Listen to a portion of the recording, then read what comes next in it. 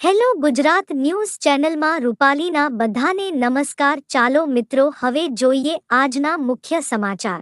જૂનાગઢના વંથલી તાલુકાના મોટા તાજલિયારા ગામના હમીરભાઈ માળિયા નામના શખ્સ ગઈકાલે મવાણા ગામથી ચાંદીગઢ જતા રસ્તેથી આ હમીરભાઈ કોઈ બેસણામાં જતા હતા ત્યારે તેમનું ટુ વ્હીલ સ્લીપ થઈ જતા પોતે 4-5 ફૂટ જેટલા દૂર ફેંકાઈ ગયેલ. આવી જ રીતે અહીંના ઘણા લોકો સ્લીપ થઈને પડી જતા કોઈને પગમાં ફ્રેક્ચર થઈ ગયેલ હોય, કોઈના હાથમાં ફ્રેક્ચર થઈ ગયેલ હોય. ત્યારે એક શખ્સ અહીંથી પસાર થતા અચાનક ગાડી સ્લીપ થઈને પડી જતા તેમનું મૃત્યુ થયેલ હોય. ત્યારે મોમાણાના ગ્રામજનોએ પણ સરપંચ શ્રીને તેમજ તલાટી મંત્રી સાહેબને આ બાબતે રજૂઆત કરેલ, પરંતુ તંત્ર તરફથી કોઈ પણ જાતના જવાબ આપવામાં આવેલ નથી કે કોઈ તત્કાલ આ બાબતે કામ કરવામાં આવેલ નથી. ત્યારે આ હમીરભાઈએ આજે જૂનાગઢ કલેક્ટર સાહેબ શ્રીને લેખિત રજૂઆત કરેલ હોય. કેશોદ તાલુકા પંચાયત માર્ગ મકાન કચેરીના નાયબ કાર્યપાલક સાહેબને પણ આ બાબતે રજૂઆત કરેલ, તેઓએ પણ ઉડાવ જવાબ આપેલ હોય. તો આ બાબતે લાગતા વળગતા અધિકારીઓ તત્કાલ આ રોડ ઉપર ખૂબ જ પાણી વહેતું હોય અને આ રોડમાં સેવાડ જામી જતા લોકો લપસીને પડે છે અને મૃત્યુ પણ પામે છે, તો યોગ્ય કરવા ગામ લોકોની નમ્ર અરજ છે. આજની તારીખમાં આમાં પાણી હાલ્યું જાય છે અને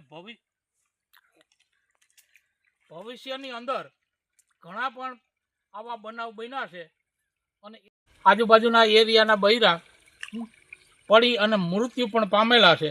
અને બાજુના ગામમાં મઢડા સોનબાઈ આઈનું મંદિર આવેલું હોય, જે આ એરિયાનાથી અજાણ્યા હોય અને આ રસ્તા ઉપર કોઈ પ્રસાર થવા જાય તો પડીને 100% ઘાયલ થાય છે. તેમજ આ મોતનો એક જાતનો કૂવો જ કહેવાય છે, જેને અનુસંધાન હમીરભાઈ દેસાભાઈ માળિયા. બરોબર છે.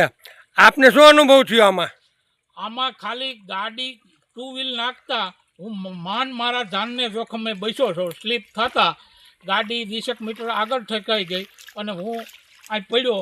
એ તો કુદરતે મારું માથામાં બ્રેન હેમરેજ ન થયું એટલે હું બેસ્યો છું, બાકી કોઈ સંજોગે કોઈ પણ બસી શકે એમ નથી. હમીરભાઈ, તમે કઈ બાજુ જતા હતા, ક્યાંથી ને ક્યાં જતા હતા?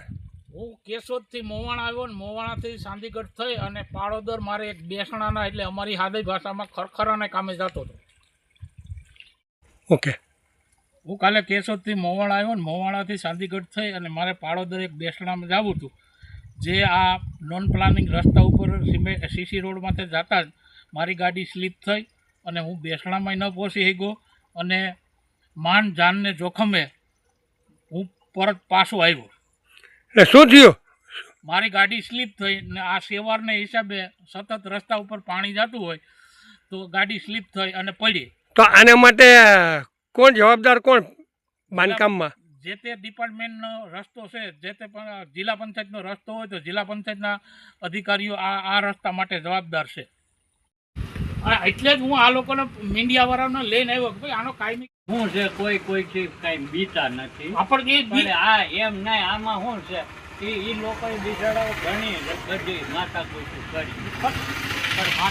કરી, એમાં કાંઈ ન થાય. કોઈ કઈ કોઈને પણ પૈડાના હાથે એક ખેલ છે, પણ ક્યાંનો હાવ છે, હું નામ છે, એ ન્યાના વાડીવાળા હોય ને મારું એ કહેવાનું છે. તો એ તમને સચોટ કાંઈ ખબર હોય કે એટલે ચાંદીગઢ વાળા રોડ ઉપર જ મરી ગયો ને? હા. તમે ક્યાં રહ્યો? મવાણા રહ્યો. મવાણાથી ને ચાંદીગઢ જવાનો રસ્તો છે, એ બાબતે તમે થોડુંક બોલો. એ રસ્તામાં હાલીને કે ગાડી કોઈ વસ્તુ નીકળી ગઈ નથી. કોઈ પડ્યું છે, કોઈ મર્યું છે? એ તમારે કેસ જોવો હોય ને તો આગળ તમે ગમે એને મોકલો, આગળ તમારે રૂબરૂ જોઈએ એટલા કેસ મળી જાય. ખાલી હાલી નીકળી જાય ને તો શું થાય? હાલી નીકળે તો એટલે પડ્યા જ છે, એમાં ફ્રેક્ચરું ને દુનિયા નથી પડ્યા, એ તો મરી ગયા એમાં. હા. તો તમે કઈ રજૂઆત કરી કોઈને? કોઈને રજૂઆત નથી કરી. જો અહીંયા ઓલા ખાલી નકશો મૂક્યો હતો કે ભાઈ ગાડીનો રસ્તો દો, તો એ કે ગામ લોકો આ પંચાયતનું હતું તો કે લેખિત ન આપ્યું. એટલે આ પંચાયતમાં હા, તલાટી મંત્રી હોય કે આપણે ગાડીનો નકશો કેટલા ફૂટ છે આ તે, તો બાજુમાં અમારે 1-1 ફૂટની આમ ગલેરી કરી પાણી નીકળી એવું કરવું હતું, પણ થયું નથી કાંઈ.